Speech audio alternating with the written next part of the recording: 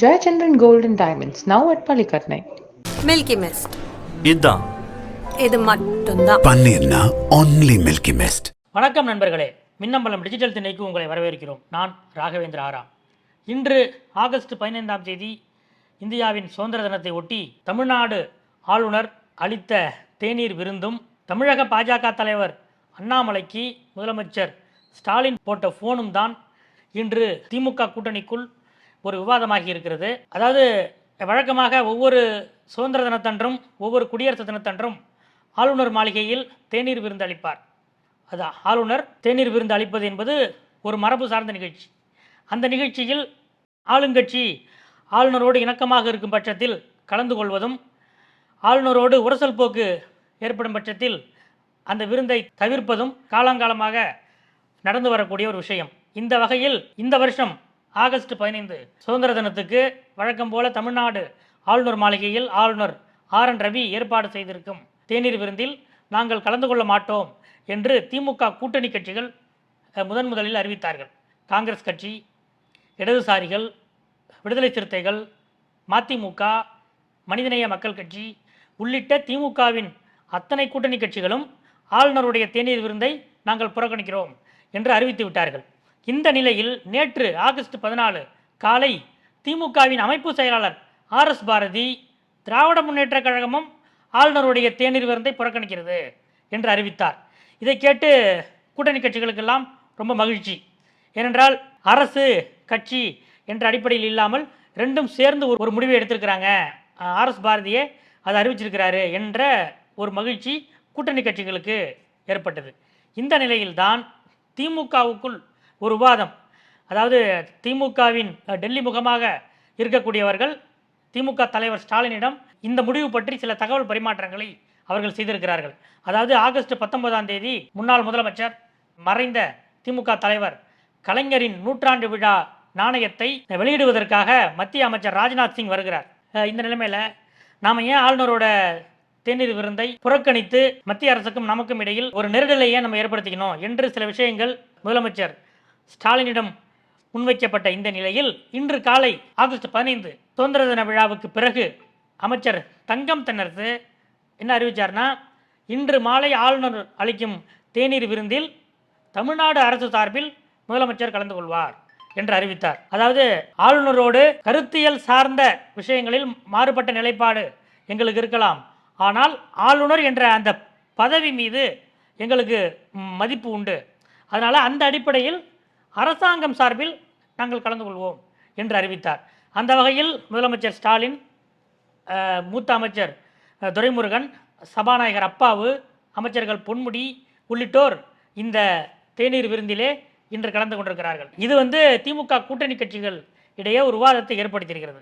நாம் சில கூட்டணி கட்சி முக்கியமான நிர்வாகிகளிடம் பேசிய போது அவங்க என்ன சொல்கிறாங்கன்னா, ஆளுநரோட தேநீர் விருந்தை பாய்காட் பண்ணுங்க அப்படின்ட்டு முதலில் திமுகவிடமிருந்து தான் ஒரு தகவல், ஒரு அறிவுறுத்தல் வருது. அதாவது நாங்கள் ஏற்கனவே அந்த முடிவில் தான் இருக்கிறோம், இருந்தாலும் திமுக தலைமையில் இருந்தும் அப்படிப்பட்ட ஒரு மெசேஜ் வந்ததை எடுத்து அதை உடனடியாக அதை வெளிப்படுத்தினோம்.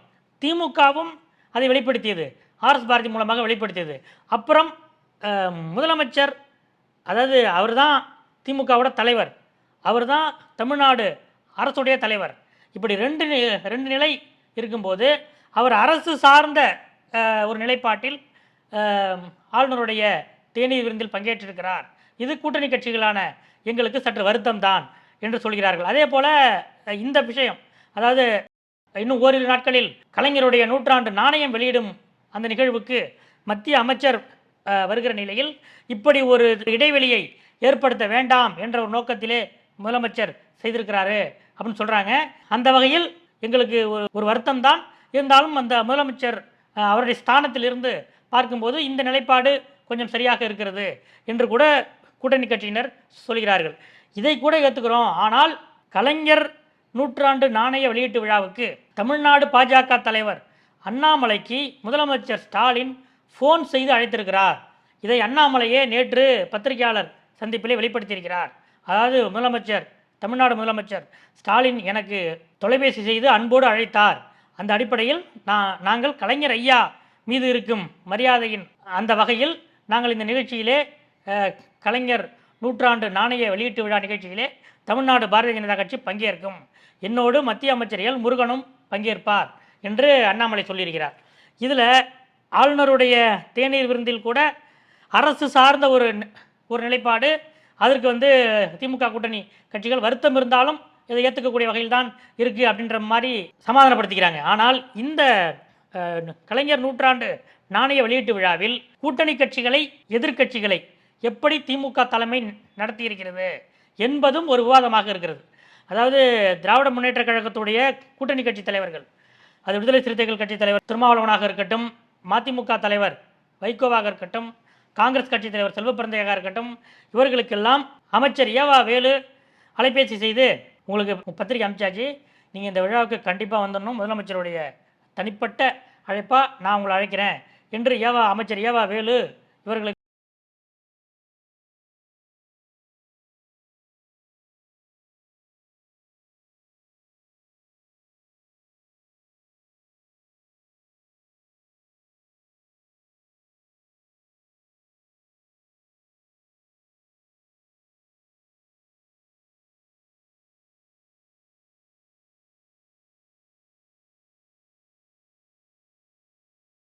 எல்லா கோரிக்கைகளையும், எல்லா பிரச்சனைகளையும், இஷ்யூக்களையும் அவர் தீர்த்து வைப்பார். இந்த ஆட்சி அமைந்ததிலிருந்தே ஒரு ஸ்டாண்டாக அதை முதலமைச்சர் ஸ்டாலின் வைத்திருக்கிறார்.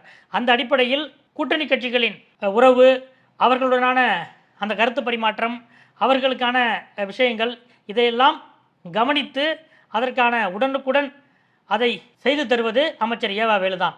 அந்த அடிப்படையில் தான் இந்த விழாவுக்கும் அமைச்சர் ஏவா வேலு கூட்டணி கட்சி தலைவர்களை அலைபேசி செய்து அழைத்திருக்கிறார். அவர்களுக்கு திமுகவுடைய தலைமை நிலைய செயலாளர்கள் மூலம் பத்திரிகையும் அனுப்பப்பட்டு விட்டது. அதே போல எதிர்க்கட்சி கூடாரத்தில் இருக்கக்கூடிய எதிர்க்கட்சி தலைவர் எடப்பாடி பழனிசாமி, முன்னாள் முதலமைச்சர் ஓ பன்னீர்செல்வம், தமிழ்நாடு பாரதிய ஜனதா கட்சி தலைவர் அண்ணாமலை ஆகியோருக்கெல்லாம் திமுகவின் தலைமை நிலைய செயலாளர் பூச்சி முருகன் அவர் கொண்டு நேரடியாக கொண்டு பத்திரிகை வச்சிருக்கார். இந்த நிலையில்தான் அண்ணாமலை எனக்கு முதலமைச்சர் பூச்சி முருகன் எனக்கு அழைப்பு வச்சார், அதே போல் முதலமைச்சர் ஸ்டாலின் அவர்கள் எனக்கு ஃபோன் செய்து அன்போடு அழைத்தார் அப்படின்னு ஒரு விஷயம் சொல்லியிருக்காரு. இப்போ என்ன விஷயம்னா, திமுகவுடைய கூட்டணி கட்சி தலைவர்களுக்கு என்ன ஒரு வருத்தம்னா, நாம் இந்த ஆட்சிக்கு அவருக்கு உறுதுணையாக திமுகவுக்கு கருத்தியல் ரீதியாகவும் அரசியல் ரீதியாகவும் தொடர்ந்து தேர்தல் ரீதியாகவும் தொடர்ந்து ஆதரவாக நிற்கிறோம். நமக்கு முதலமைச்சர் ஃபோன் செய்யலை, ஆனால் அண்ணாமலை அவர் ஒரு அரசியல் ரீதியாக கூட திமுகவை எதிர்க்கலை, அதையெல்லாம் தாண்டி மிகவும் கீழ்த்தரமாக, மூன்றாம் தரமாக, நான்காம் தரமாகவெல்லாம் முதலமைச்சர் ஸ்டாலினை அவர் தொடர்ந்து விமர்சித்திருக்கிறார், திமுக ஆட்சியை விமர்சித்திருக்கிறார்.